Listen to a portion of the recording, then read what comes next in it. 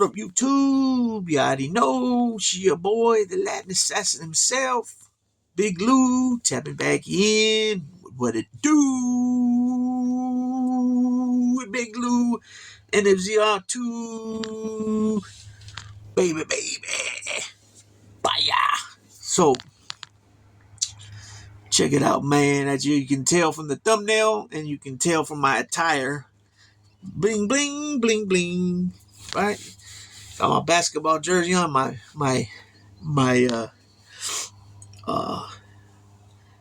it's one that, authentic. Not the authentic, it's one you put together, you know what I'm saying? They allow me to put my own deals on it. So I put 18 in the front, 98 in the back. 1898, we got liberated from Spain in the Spanish American War, along with Cuba, along with the Philippines and Guam. 1898. Right? And then on the back, instead of a last name, I got hasta la muerte, till the death. Boricua, Isla del Encanto, Puerto Rico, PR. You know what I'm saying? La Patria, Nuestra Patria, the motherland, our motherland, right? And you can tell from that thumbnail, that's that jive ass turkey, that little pencil neck geek. Tony, what was his name? Hinchcliffe or something like Tony, Hinchcliffe, right? He thought it was funny, but he wasn't, right? Not at all. The audacity to come to New York City, right? New York City, even in the year 2024, there's still an estimated 1 million Boricuas or people of Puerto Rican descent living in New York, right? Amongst the 5 boroughs, and I'm sure Buffalo, Rochester, Syracuse. I'm sure there's some Puerto Ricans up there, Westchester County, I guess it's called. You got, like I already said, you got Buffalo, Rochester, Syracuse, you got Albany, New York. There's a lot of other cities up New York, Western New York, upstate New York. But of course, what we always hear about is the 5 boroughs, you know what I'm saying, of New York City, which is Brooklyn, the Bronx, Manhattan, Staten Island, and Queens, right?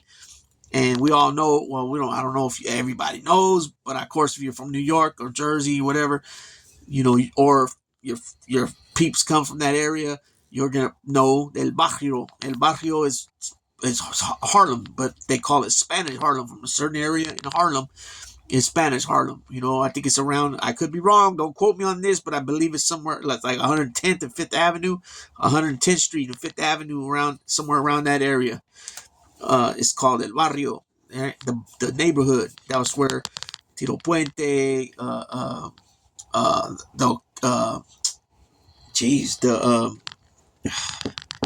Palmieri brothers, Eddie and Charlie, came from.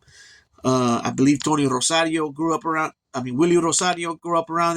Manny Oquendo.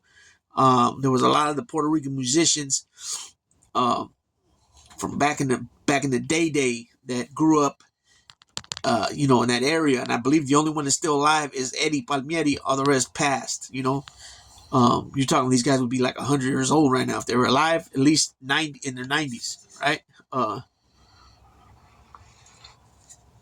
Tito Puente passed in 99 during a heart surgery. Manny Oquendo passed away. You know what I mean? So this was I was going to say monstrous neighborhood. Monstrous as in monstrous, like big with talent, but the nerve and audacity to go into New York City, Madison Square Garden, which is called the Mecca of boxing, the Mecca of, professional wrestling. If you made it, you go to Madison Square Garden, right? The place where Pedro Morales had brought huge crowds, not to mention Bruno Sammartino, right? The boxing back in the day, how many Puerto Ricans came to Madison Square Garden? We had Carlos Ortiz, and we had Jose Torre back in the day, right?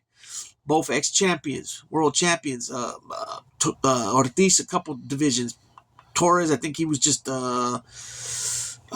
I think it was middleweight Middleweight, I believe.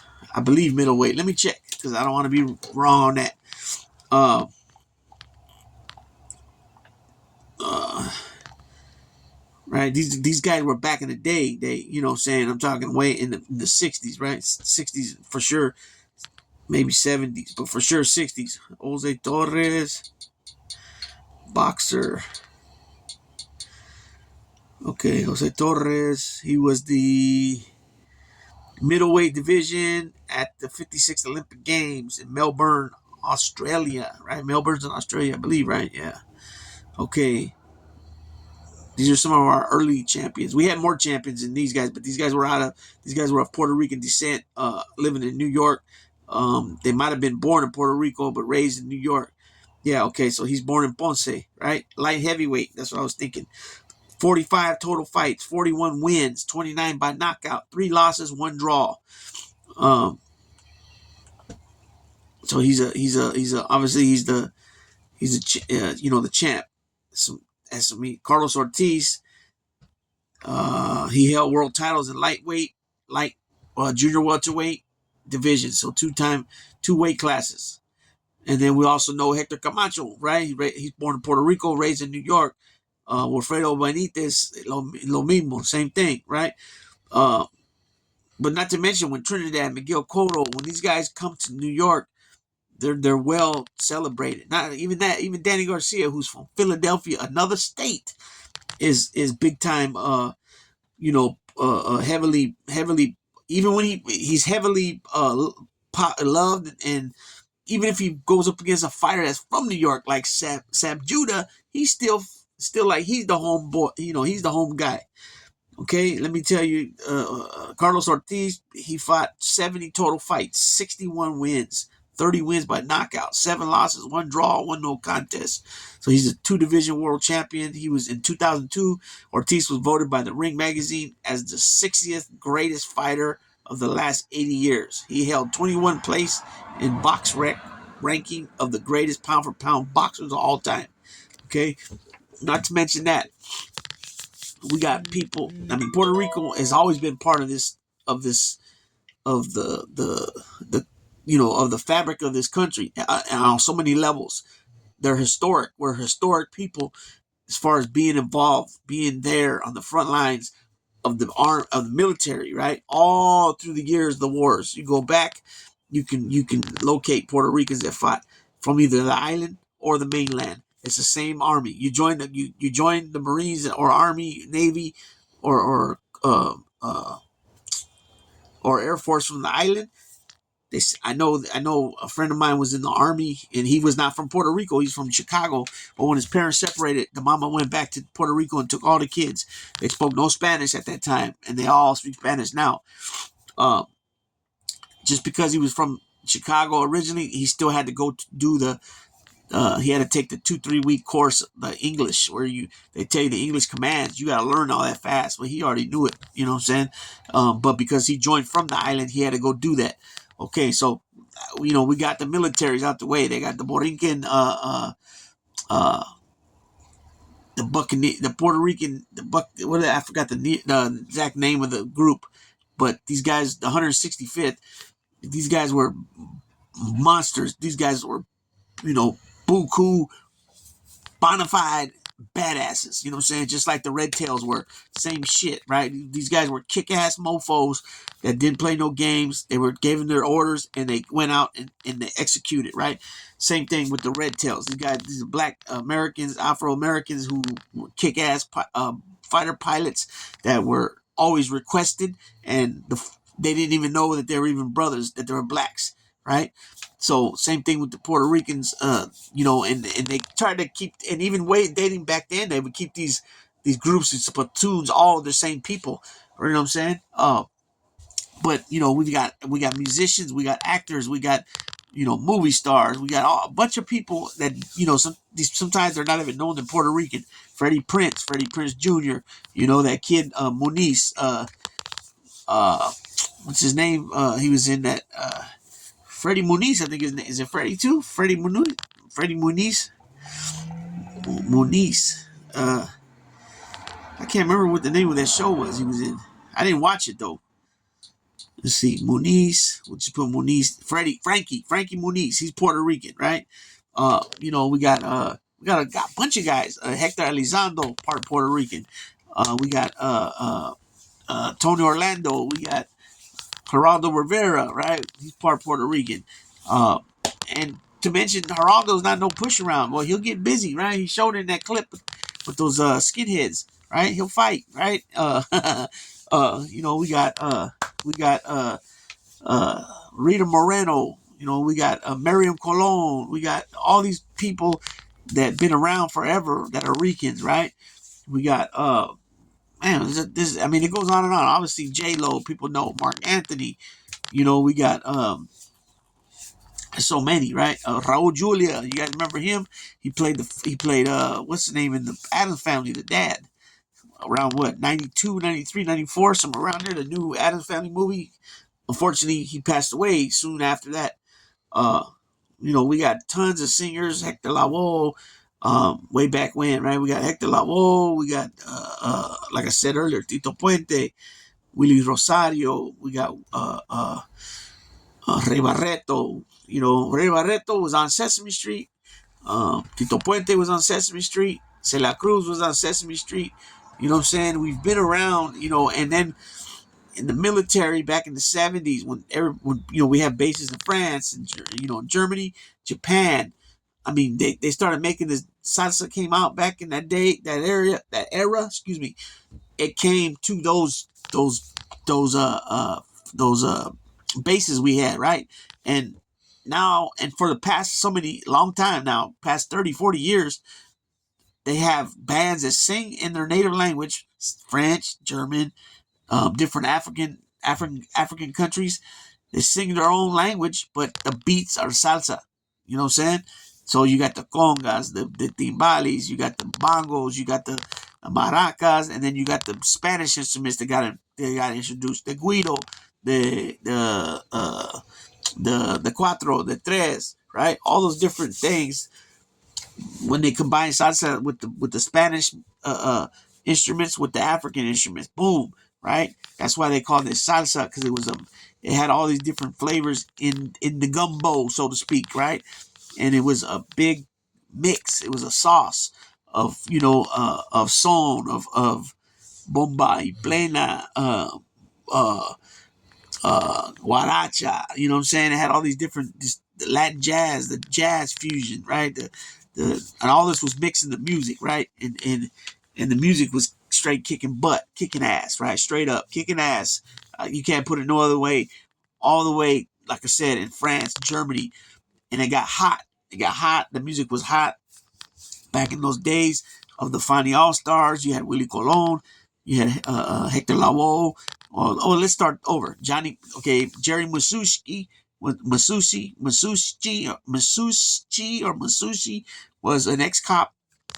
He became a lawyer, and then somewhere down the line, he met Johnny Pacheco, or I'm not really sure if Johnny was initially involved, but he came out with this Fania record label, right? Okay, and their idea of it was to be like the Motown for Latinos, for Spanish folks, right? In the music industry, New York, right? And Johnny Pacheco was a Dominican, a musician, from New York. I think his parents were musicians also. Um, but I don't know if he was a partner with him when they initially came out with the company, or if he jumped on board after Jerry came up with this idea. But I believe he was part owner, Johnny Pacheco. I believe he had a small portion of the record label, or he just could have been put in a position of power as the main guy as far as making decisions and all that. That could have been it too, because you would see both their names on most of all the records, or the remake CDs that younger people end up getting. And so they came out with Fania, right? And every year Fania would put all their band, not all their band, they would put together the people that were on their record label together as a Fania All Stars album or concert. So it'd be a concert, but then it'd be recorded and it'd be live, in vivo, live. So the recording's live. So you got, Hector Lavoe, Mi Gente live at Yankee Stadium. You know what I'm saying? So these things started, this movement of salsa started growing and growing and growing and growing into what it became, right? It was a big deal, man. At one point, one of the albums by Willie Colon and Ruben Blades, after he moved away from Hector Lavoe as a singer, he brought in Ruben Blades, okay? Ruben Blades is a Panamanian, um, and a lot of you guys know exactly who it is, but when I say his name, you might not know. But when you see his face, you say, oh, yeah, I seen him in this movie or that movie. So he was in Predator. He was in The Super. He was Marvin in The Super with Joe Pesci when he gets the judge says that you got to go to your own place, the building you own, and live in there because people were complaining about everything in the motel, or excuse me, the apartment building. And his dad was a slumlord, and he was a slumlord too. But then eventually, because he lived there and he was freezing and all that, and he started seeing what was going on with broken pipes and rats and all that, he ended up cleaning up and remodeling the whole building, which his father didn't like. But Blades is the guy, Marvin, he's the one with the doing the cards. Kind of light-skinned cat. So he's one of the all-stars, right? But like I said, you got Pacheco, right? You had some old school cats, like older guys. What I mean is Santito Colon used to sing for Tito Puente's band. You got Rey Barreto, he's a conga player. Boom, boom, boom, boom, boom. The congueros, he's a conguero, right? Like I said, he's an ex-military. Boom, right? I think Tito Puente he's a veteran too. So Tito Puente fought in World War II, if not World War II, Korea, and I think Red Barreto missed World War II. I think he's Korea. Because Puente's born in the 20s, I believe, and Red Barreto's born in like 19. I'll tell you right now. I'm pretty sure they were.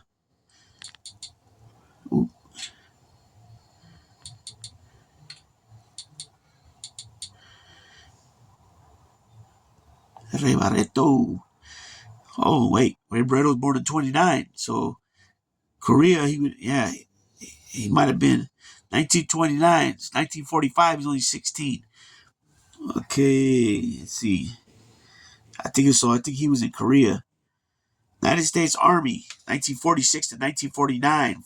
So he might not even have seen Korea. Let's see. Barreto was born April 29, 1929, in Brooklyn, New York. His parents moved to New York from Puerto Rico in the early 20s, looking for a better life. Oh, imagine that. His father left their family when Barreto was 4, and his mother, Dolores, moved the family to first Spanish Harlem, where I was talking about. El Barrio, right, on NYC's east side. Then at the age of 7, to the Bronx. From a young age, he was influenced by his mother's love of music and the jazz of Duke Ellington and Count Basie. In 46, when Barreto was 17, he joined the army. While stationed in Germany, he met Belgian vibraphonist Fat Sadie. However, it was when he heard Dizzy Gillespie's Manteca with Gil Fuller and Chano Pozo that he realized his calling. Barreto was not able to escape racial discrimination while stationed in Germany, which led him to a nightclub that was welcoming to black servicemen. He was able to start his music career at this club by playing the back head of a banjo. So that's crazy. So he's not like Ray Barreto's my color, and he still, sees some, was treated a certain way. It doesn't say what it was. I would imagine it's probably because he was friendly with some blacks, with some brothers, probably. You know what I'm saying? Because of the music, Duke Ellington, like I said earlier, Dizzy Gillespie, Cal Jader, those guys, that they didn't like it, probably. You know what I'm saying? Because back then it was certain clubs and certain music was played in certain clubs, So Tito Puente was born on April 20th, 1923. So I know he made it. He was old enough to go to World War II, excuse me. Let's see. Puente was born on April 20th, 1923 at Harlem Hospital Center in New York borough of Manhattan, the son of Ernesto and Felisa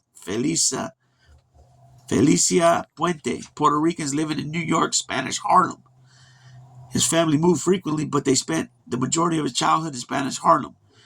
Puente's father was a foreman at a razor blade company factory. His family called him Ernestito, Spanish for little Ernest, and this became shortened to Tito. As a child, he was described as hyperactive, and after neighbors complained of hearing 7-year-old Puente beat on pots and pans and window frames, his mother sent him to 25-cent piano lessons. He switched to percussion by the age of 10, drawing influence from jazz drummer Gene Krupa. He later created a song and dance duo with his sister Anna in the 30s and intended to become a dancer, but an ankle tendon injury prevented him from pursuing dancing as a career. When the drummer in Manchito's band was drafted to the Army, Puente took his place. Okay. Didn't mention. Okay, here we go. Puente served in the Navy for 3 years during World War II. After being drafted in 1942, he was discharged with a Presidential Unit Citation for serving in 9 battles on the escort aircraft carrier USS Santee, right? Where his duties included playing alto, saxophone, and clarinet in the ship's big band, as well as occasionally drum set, piano during mess hall, acting as the ship's burglar, and serving as a machine gunner during battles. The GI Bill allowed him to study music at Juilliard School of Music, where he completed his formal education in conducting, orchestration, and theory after 3 years. So during the 50s, Puente was at the height of his popularity and helped him bring Cuban and Caribbean sounds like mambo, son, cha-cha-cha. Those are the ones I forgot to say earlier that was in the salsa, in the sauce. Mambo, son, I said son, I think. Cha-cha-cha, bomba y plena, guaracha, all those different types of music. Mainstream audiences. His album Dance Mania was released in 1958. Tito Puente had over 100 albums released. I believe he finished with like 107, I think it was. For those that don't know, you guys know that song Oye Como Va by Carlos Santana. Oye Como Va. No, how's it go? Bueno Pagos. Yeah, Bueno Pagos. That song was written by Tito Puente. Every time that song is played on a TV show, on the radio, I'm not sure about the radio, but a TV show or a movie, he gets a check. I know he said I don't mind it at all. The song got so big, Santana and others play it. He gets a cut off it. Boom. So he ain't tripping. You know what I'm saying? Let's see. Sonny Bravo. So yeah. So a lot of these guys were from that area. You know what I'm saying? Like I said some of the musicians, you know what I'm saying, some of the actors, it's like I said, we've been involved with this thing, with this people call United States experiment, right?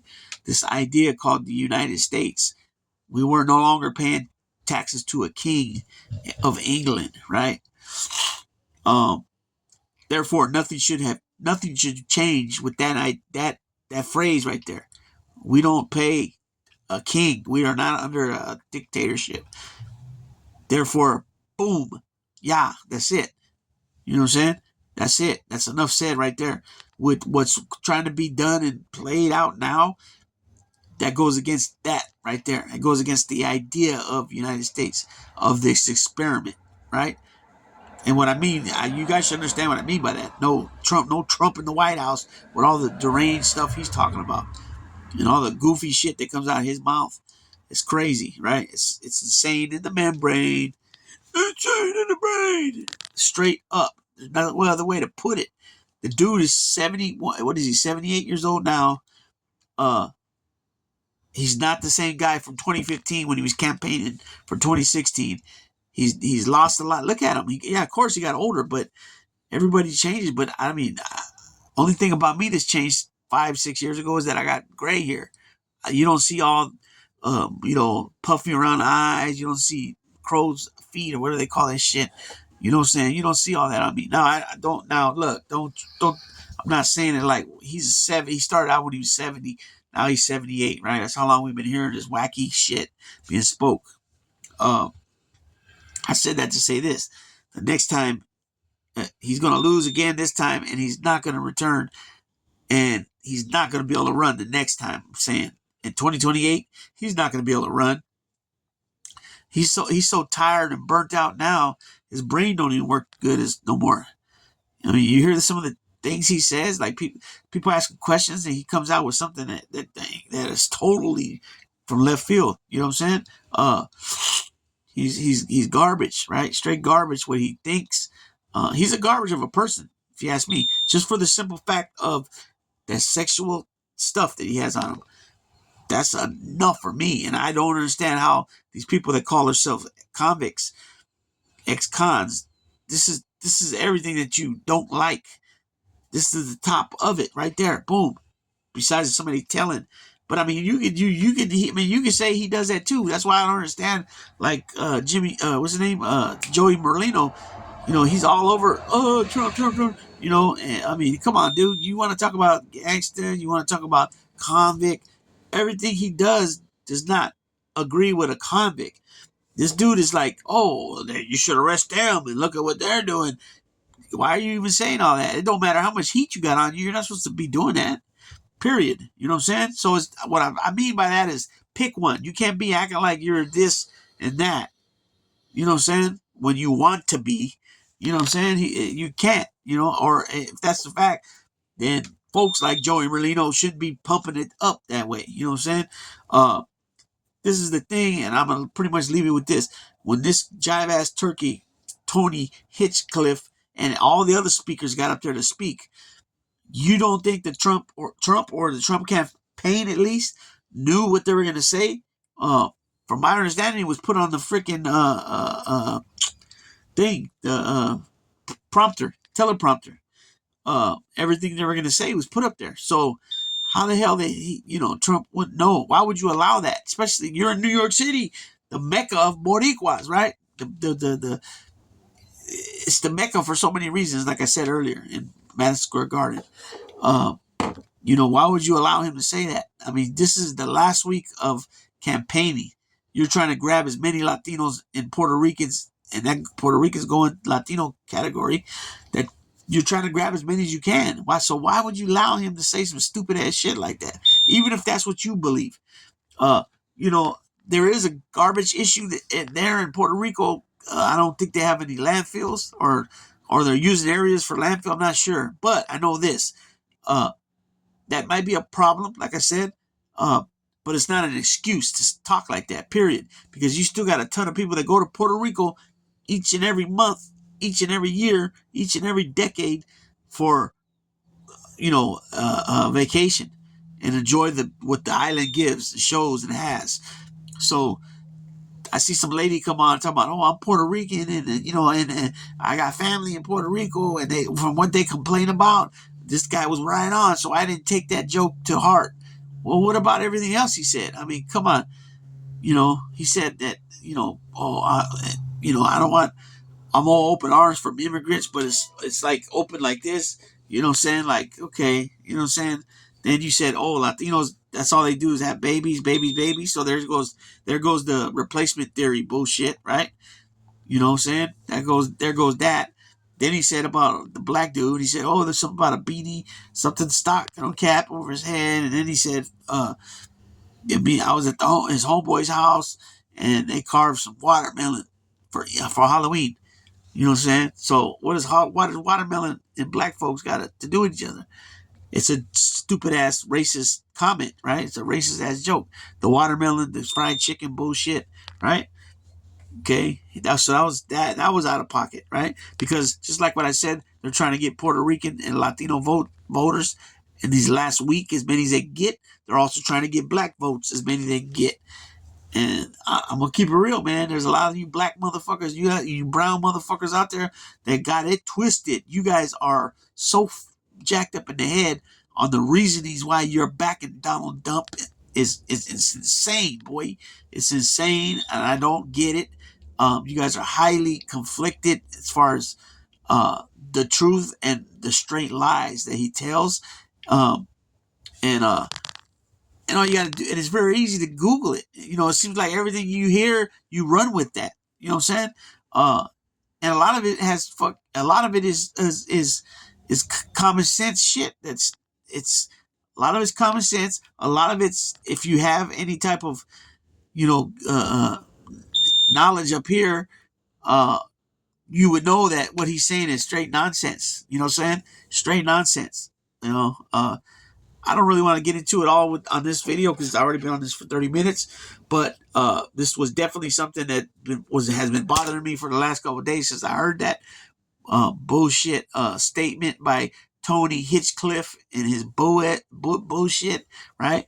Also there was guys on there talking about, I just got back from Israel, but yeah, I'll take somebody that was I forgot exactly what he said. I just got back from Israel, but something he said, yeah, but something about Arabs or something, I think he said, right? Then the other guy called Kamala the devil, and another one calling Hillary Clinton, right? Like, you don't have to, like, that's what I'm saying. Not everybody that's not voting for Trump, that's an independent or Republican, an independent or Democrat, and now some Republicans now are jumping on board and getting in the tent, doesn't mean you agree with everything that comes out of Kamala Harris or anybody on the left, center left, middle left, whatever you want to call it, or far left. They're going to agree with everything she says or every plan she has. That's humanly impossible. But on the other side, you got, no matter what that dumbass says, people got to twist the truth and straight lie for him to defend him. I mean, he just ain't got it. And this thing right here on his face called a mouth that he can't seem to keep freaking closed, right? Just like the other day. Oh, we got a secret, right? Oh, the house, yeah. We got a secret. But we can't say it right now. It's like, dude, people ain't stupid. It's easy to figure out what you're talking about.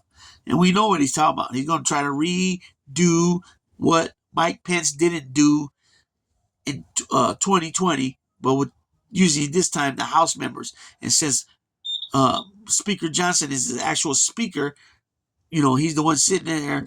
Pelosi was the speaker last time, so she had control of it as a Democrat. Now you got a Republican sitting there. Thing is, though, and they're hoping to keep the House. Thing is, though, the House members that win get sworn in the 3rd of January, right? So if they don't keep the House, because I think their lead right now is only like 2 seats, or maybe even 1 seat, they don't keep the House, then everybody will get sworn in on the 3rd of January. The certification will be the 6th of January, right? So they get sworn in and Democrats take the House, boom, Hakeem Jeffries is in. And they got a better shot at battling whatever this dude's going to try to do. So it's just nonsense. It's garbage. It's garbage what this radical right is trying to do. They're trying to also show up and scare voters, right? They're trying to do all that. Anything that nefarious that they can do, they're going to try to do it again. They've already planted the seeds about things being rigged. This is ridiculous again. And here they go like dodos. Trump said this. Trump said that. He's the most, I heard one time that he's the most transparent president in history. Oh my God. And Trump hears stuff like that. He just loves it. Right?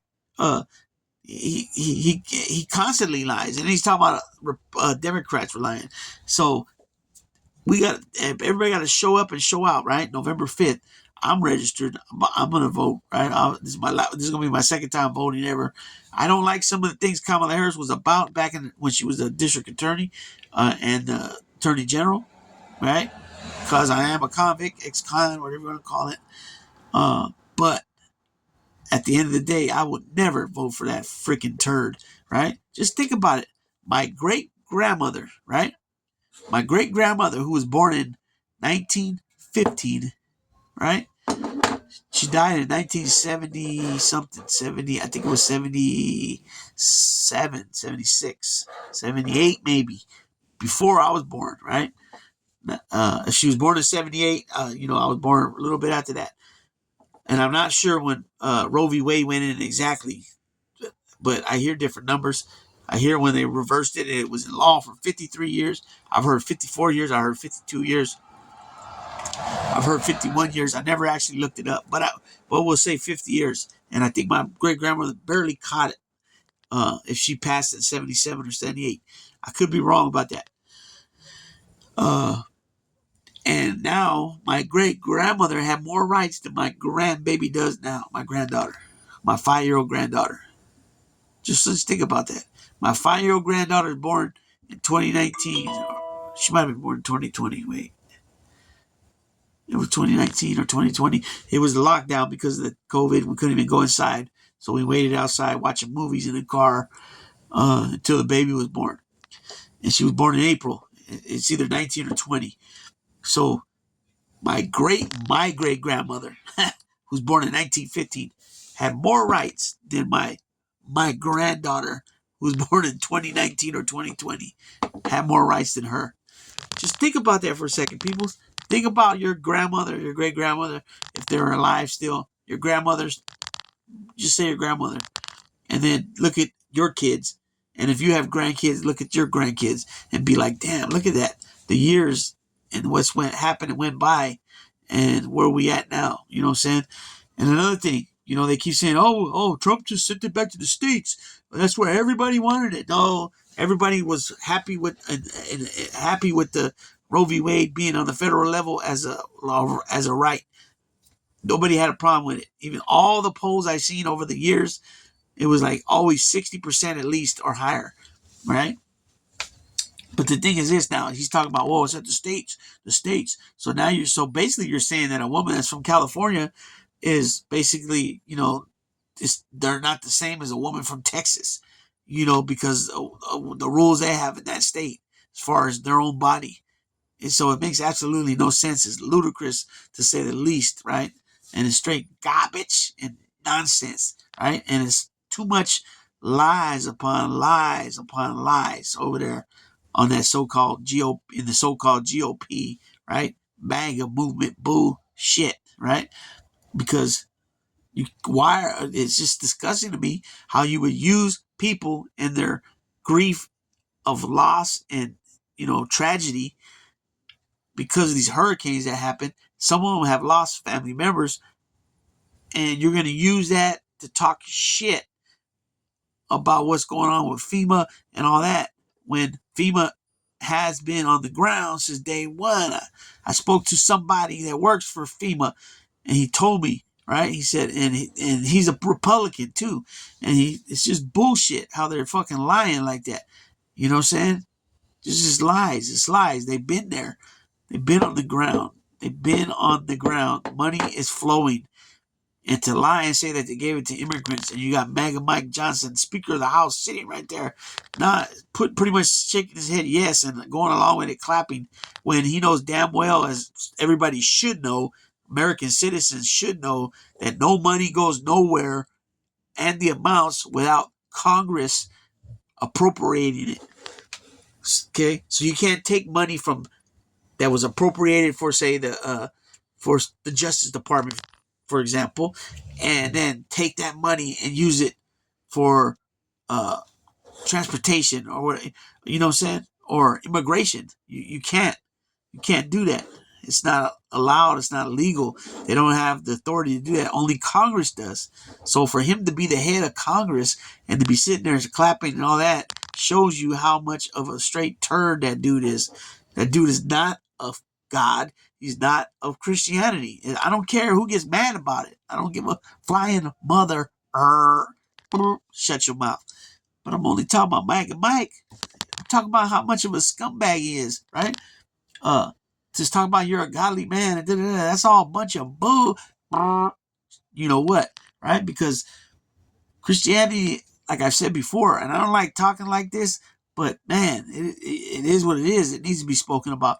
Christianity is not an American religion. Okay, it is a Middle Eastern religion, or you could say an African religion, right? If it dates back more towards Northern Africa, when Moses brought the people back, but it was way back then. But it's definitely not American. No, right?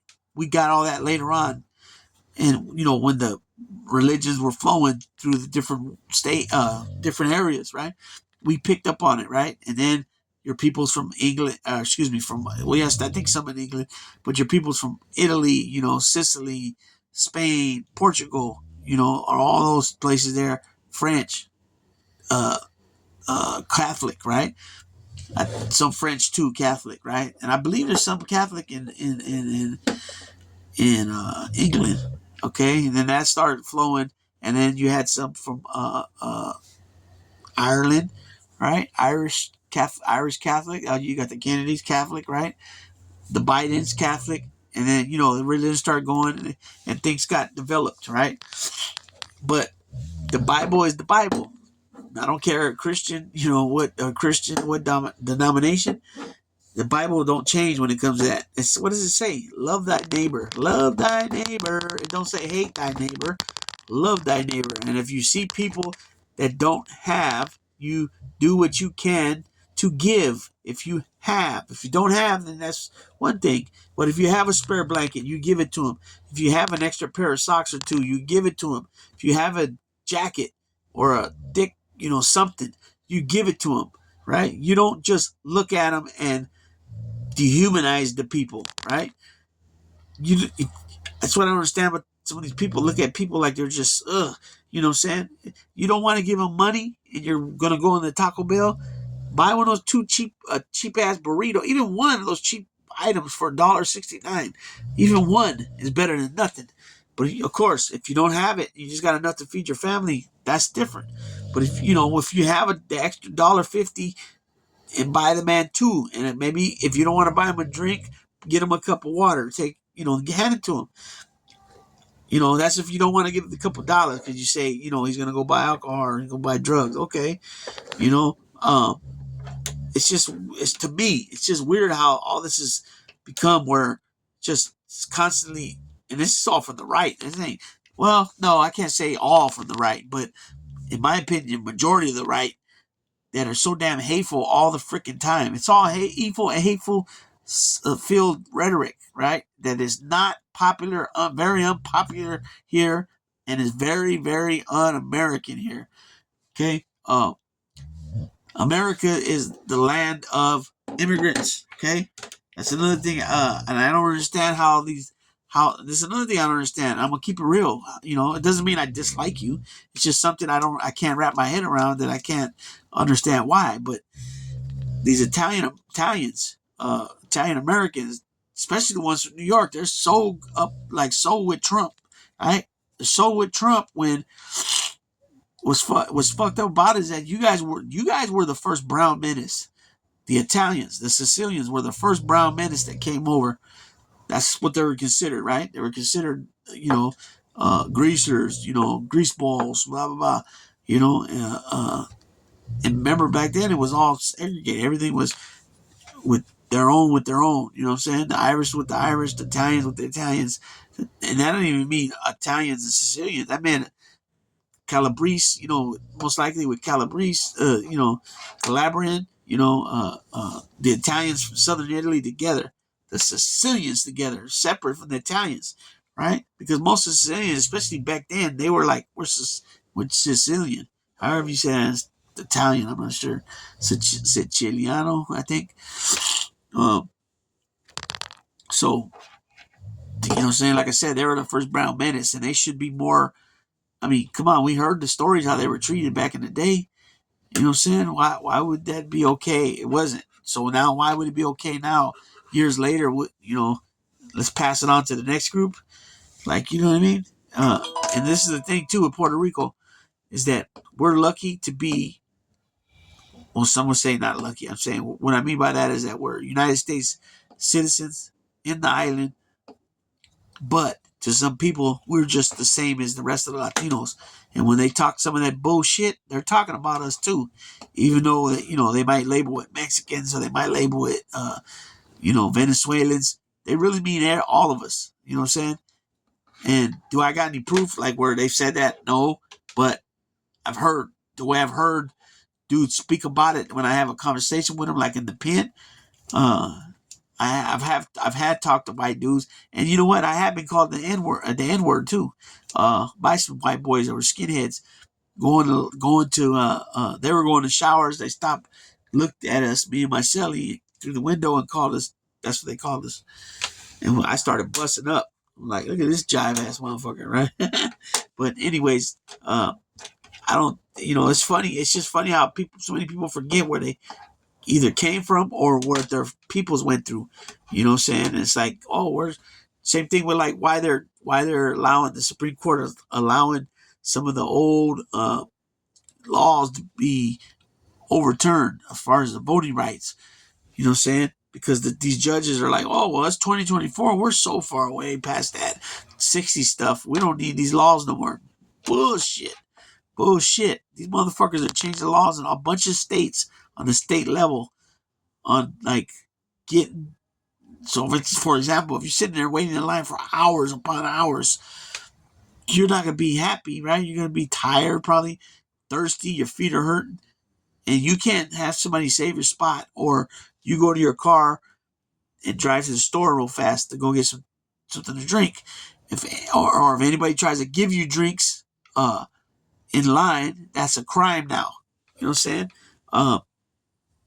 Because what they want is they want you to get out of line and be like, oh, the heck with it. I'm not going to go wait in the line for another 6, 7, 8 hours or more, right?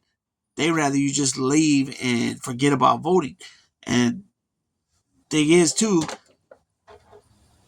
like in Texas, I think it was Harris County, which is Houston and all that. That's a pretty big county.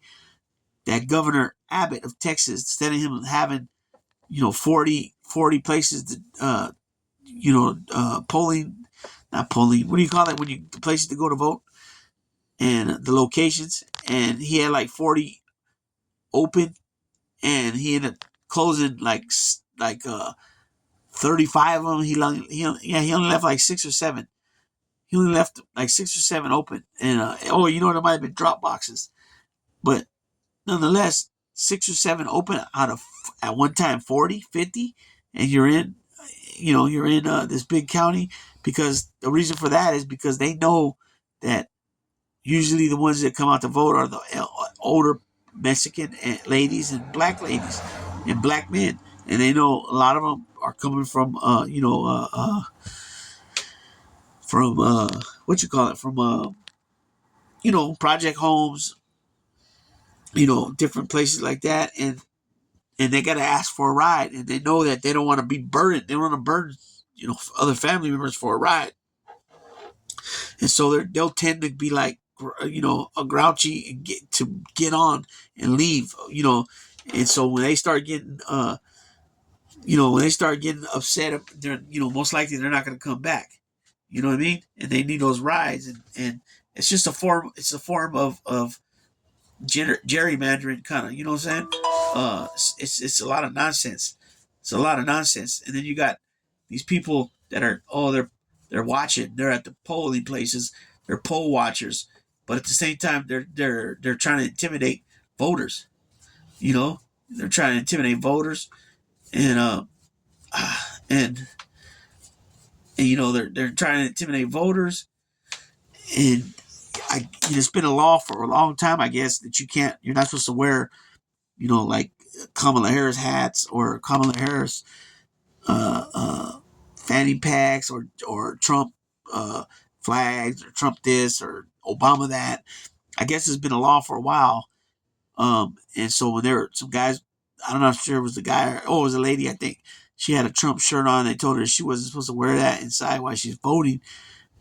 She got all mad and started talking shit. And again, there we go with the whining. It's constantly poor us, poor me. Why are you doing this to me? But that's been in effect. It's been in effect for a long time.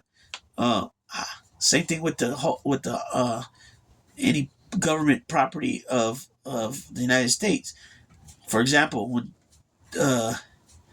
what's his name? Biden did the State of the Union address.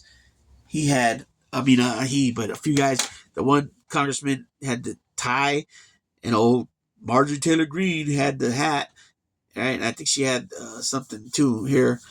And when Biden turned around and looked at her, he was like playing with her though, and she got all embarrassed, right? Embarrassed, like, oh my God, he noticed me, like that type of shit, right? And and that, I think that was called, it falls into the Hatch. I think it's the Hatch Act too.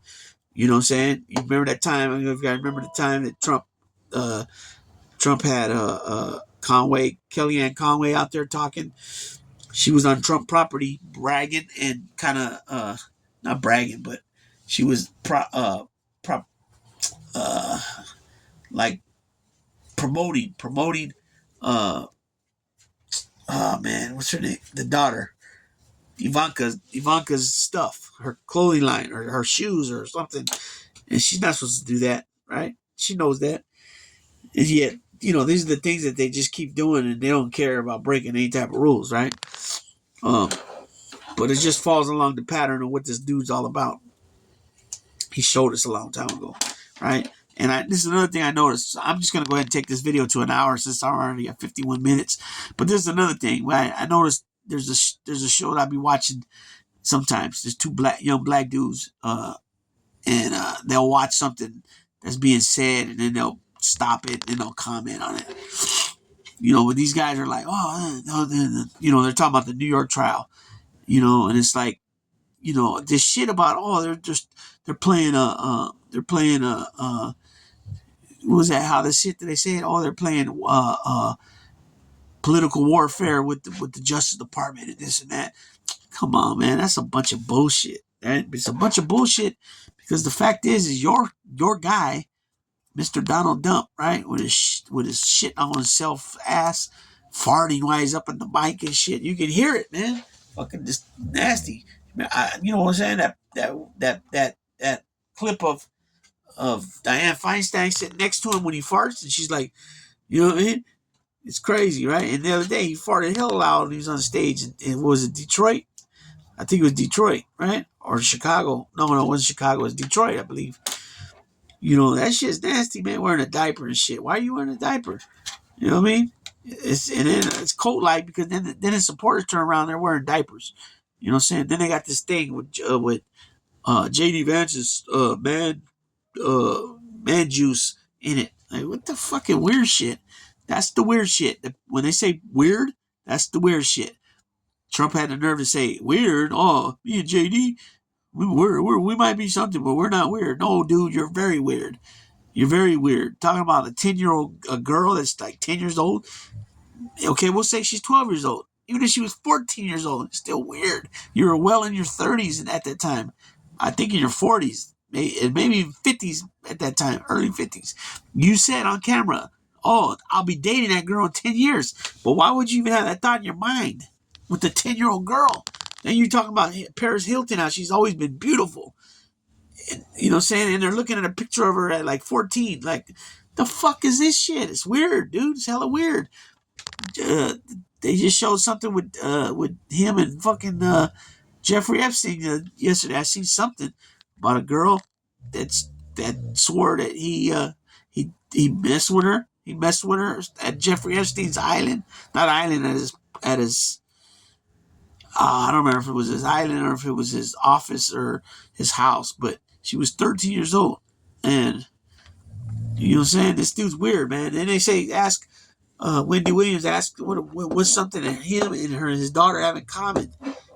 He said, then he goes, sex. Like, what the fuck what are you talking about, dude? How do you and your daughter have sex in common? And then he goes, oh, if she wasn't my daughter, I'd be dating her. Like, what the what? Like, that's weird. It's just weird shit. Straight up weird. It's weird, dude. You know what I'm saying? And anybody that sits there and says, oh, it's not, and this and that, you know what I'm saying? And then on top of all that, the lady says that he did this, he did that. She's in her deposition with her lawyer. He's on the stand, so he's already sworn to tell the truth, the whole truth, and nothing but the truth. they show the first day the attorney asked him about that day, Hollywood Access Hollywood, when he was on the lady like a straight bitch. I don't know what the hell that means. That sounds weird, right?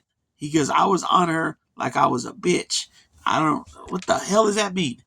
You know what I'm saying? That sounds so weird as hell, right? The lady repeats back what he said, but from reading it, right? He didn't say, "Oh, that was just locker room talk," like he said before, right? Why didn't he just say, "Oh, that was locker room talk"? That's all. That means shit, right? Even though we know locker room people in the locker room don't talk like that unless it's a whole weirdos. Unless it's the whole fucking baseball team or football team or basketball team, they're all weirdos and they're all involved with something together. You know what I'm saying? Which that come on, that's bogus, right? It's crazy. It's insane what this dude says, right? And what he gets away with is like he's graded on a curve all the time, no matter what, no matter what. You know what I'm saying? And everybody else got to be on the straight line, the straight narrow line, or they get blasted by CNBC, CNN, and they're constantly blasting them, no matter what, on Fox, right? On Fox, you got dudes, they're sitting there talking shit with their fucking dirty looks and their mean ass faces because they hate people like me that look like me that don't look like them, right? Because we're gonna replace them, right? We're gonna replace them. Come on, man, it's stupid as hell. It sounds ridiculous, right? But anyways, it is what it is. It is. It is what it is. You know what I'm saying? So, with that being said, we're gonna go ahead and shut this down. It's a trip, man. It's a trip how this shit is, and hopefully, man, that he gets beat again, beat pretty good. Where I'd like her to get 100 million votes. That'd be cool, but I don't know if that's gonna happen.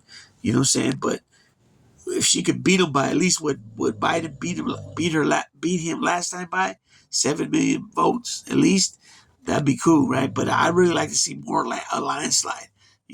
10 million plus beat him, 15 million. You know what I'm saying? That would be more ideal. For them, it'd be more ideal against what they're gonna kind of come out and say.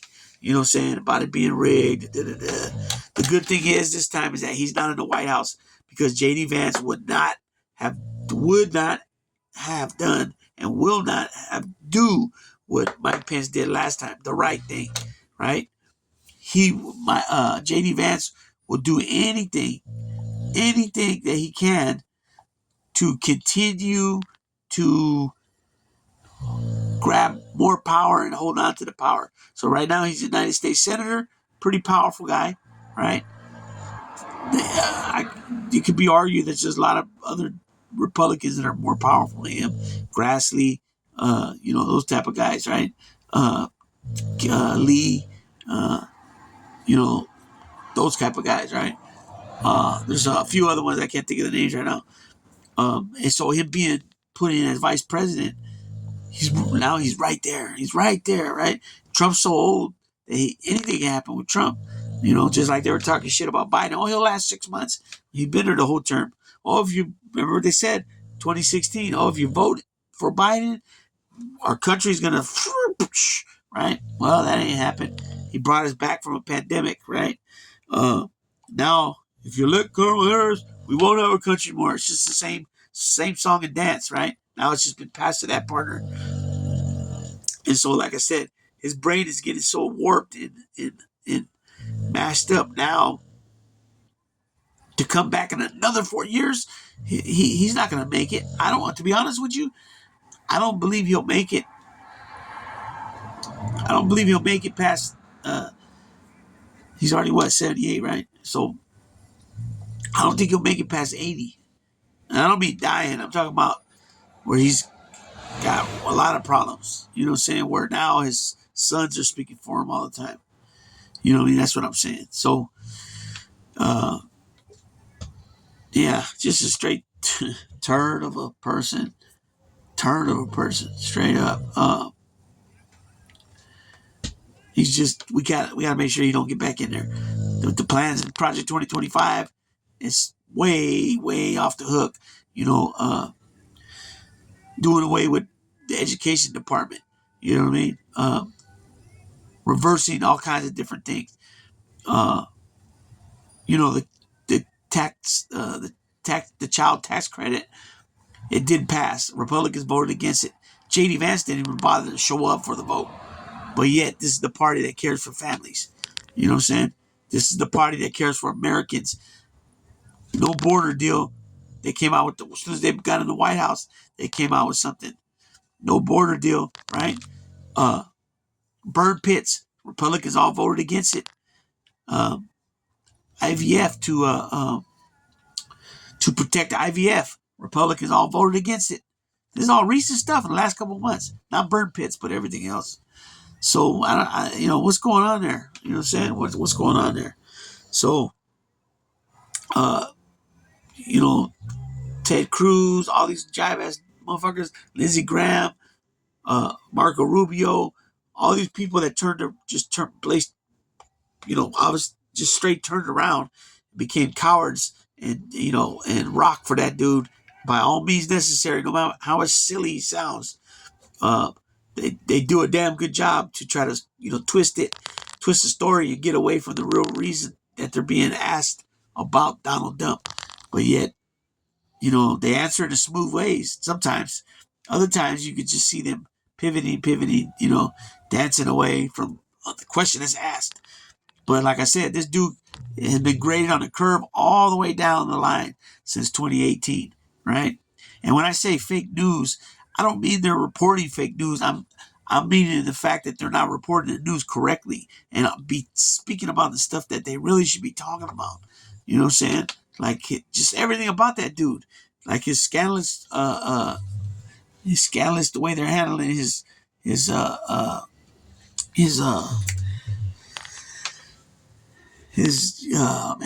what you call it, True Social. You know what I'm saying? How it was, as soon as they opened it up for public, how it was just going losing a lot of money. Like since July, it lost like $700 million. No, not 700 million. They lost millions of dollars, and they were able to only actually put away as profit 700,000 or something like that. So you're talking 700,000 they made compared to 9 million, 8 million, 12 million, whatever it was, they lost. And it was in the millions. So what's going on here? All those people that put all that money into that thing, they got burnt or what? They're going to report the shit. So what are they going to do? They're just going to let him slide with their money like that? What is it? Oh, you know what I mean? So I don't know what they're doing. Hopefully they get something done and do it right so they can get compensated for what they've been, oh shit, what's happened to them? It's real easy, What the hell's going on here? So yeah, I'm gonna go ahead and shut this down for now. I might do a video later on Fernando Valenzuela.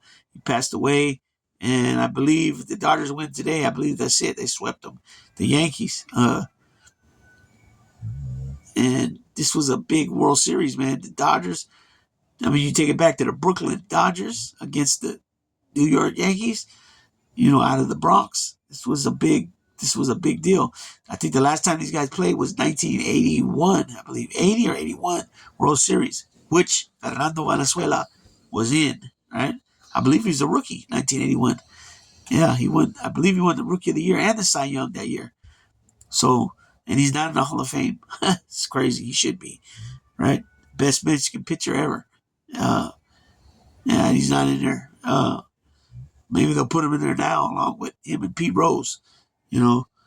Uh, Pete Rose should be in there too. So it is what it is. But all right, folks, I'm going to go ahead and tap on out. I'm going to try to get back on the saddle again, start dropping content, doing a lot. Since this election's about to be over, should be doing a lot more sports, especially boxing. I get a pretty good amount of views for the boxing content. You know what I mean? We'll see what happens though. So I appreciate each and every one that's going to watch this video. And with that being said, buenas noches. Good night.